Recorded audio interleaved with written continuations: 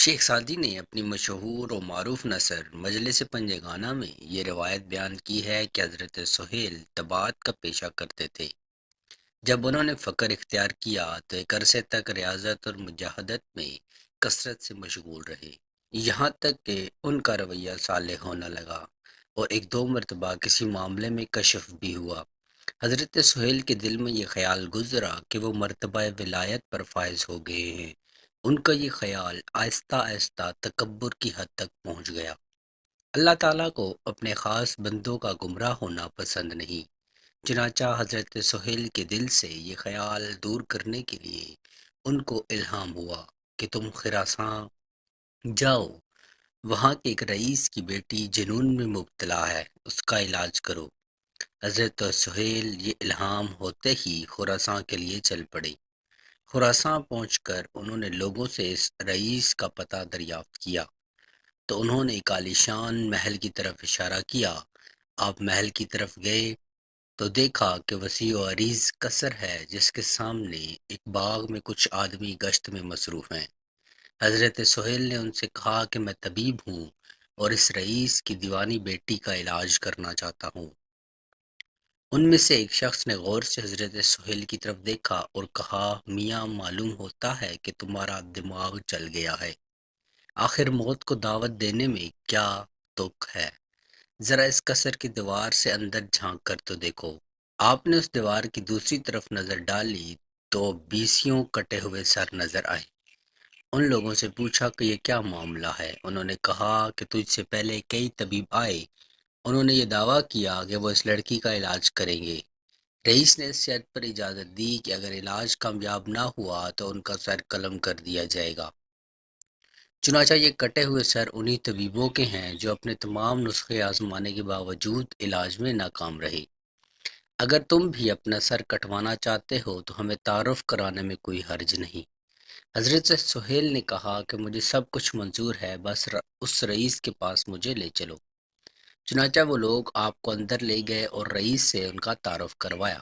رئیس نے آپ سے کہا کہ یہاں آنے سے تمہاری کیا غرض ہے؟ آپ نے فرمایا، میں نے سنا ہے کہ تمہاری ایک لڑکی ہے جو جنون کے عارضے میں مبتلا ہے، میں اس کے علاج کے لیے آیا ہوں۔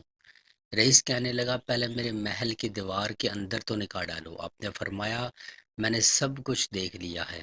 رئیس یہ جواب سن کے بہت حیران ہوا اور سمجھا کہ یہ کوئی بڑا بلند پایا طبیب ہے جو پہلے طبیبوں کا حشر دیکھ کر بھی علاج پر تلا ہوا ہے۔ چنانچہ اس نے زنان خانے میں پیغام بھیجا کہ شہزادی کو تیار کرے، ایک طبیب اسے دیکھنے آیا ہے۔ تھوڑی دیر کے بعد اندر سے اطلاع آئی کہ لڑکی طبیب سے ملنے کے لیے تیار ہے۔ چنانچہ رئیس آپ کو ساتھ لیے حرم سرا میں داخل ہوا۔ جب لڑکی کے کمرے تک پہنچے تو لڑکی نے کنیز کو آواز دی، میرا نقاب لاؤ تاکہ میں نقاب کر لوں۔ رئیس کو حیرت ہوئی کہ اس سے پہلے کتنے ہی طبیب آئے لیکن لڑکی نے کسی سے پردہ نہیں کیا۔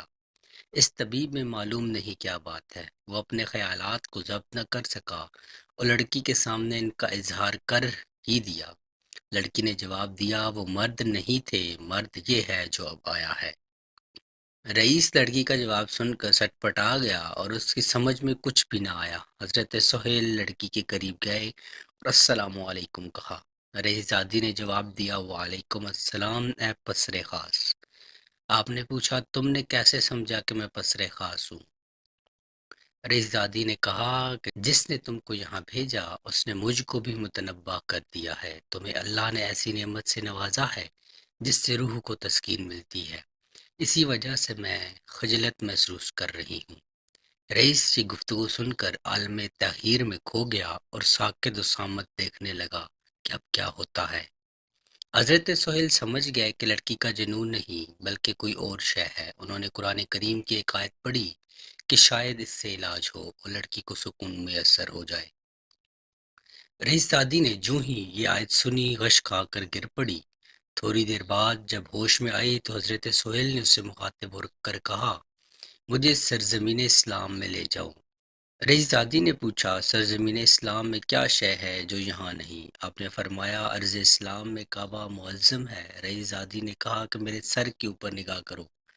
آپ نے اور نظر ڈالی تو ایک عجیب منظر دیکھا۔ ان کی نظر کے سامنے کعبہ موجود تھا، جو لڑکی کے سر کے گرد طواف کرتا معلوم ہوتا تھا۔ حضرت سہیل یہ نظارہ دیکھ کر بے ہوش ہو گئے۔ جب ہوش میں آئے تو رئیس زادی سے پوچھا، تو نے یہ مرتبہ کس طرح حاصل کیا؟ اس نے کہا، نادان، تمہیں معلوم ہونا چاہیے کہ جو شخص اپنے پاؤں کے ساتھ کعبہ جاتا ہے وہ کعبہ کا طواف کرتا ہے، اور جو اپنے دل کے ساتھ کعبہ جاتا ہے کعبہ اس کا طواف کرتا ہے۔ اور تجھے یہ بھی جان لینا چاہیے کہ تو ابھی خدا سے ایک قدم دور ہے۔ اگر تمہاری خواہش ہو تو میں تمہارے لیے اس راز کو بھی فاش کر دیتی ہوں۔ آپ نے فرمایا، میری جان تم پہ قربان، جلدی کہو۔ جس نے اپنے نفس کو جان لیا اس نے اپنے رب کو پہچان لیا۔ رئیس زادی کا جواب سن کر حضرت سہیل کے سارے حجابات دور ہو گئے، اور انہیں معلوم ہو گیا کہ اس دنیا میں اللہ کے بہت سے ایسے بندے ہیں جو ان سے کہیں بلند مرتبے پر فائز ہیں۔ چنانچہ ان کے دل میں اپنی ولایت بڑائی کا خیال یکسر جاتا رہا، اور اس طرح اللہ تعالیٰ نے اس واقعے کے ذریعے ان کو تنبیہ کر کے گمراہ ہونے سے بچا لیا۔ بحوالہ حقایات صوفیہ۔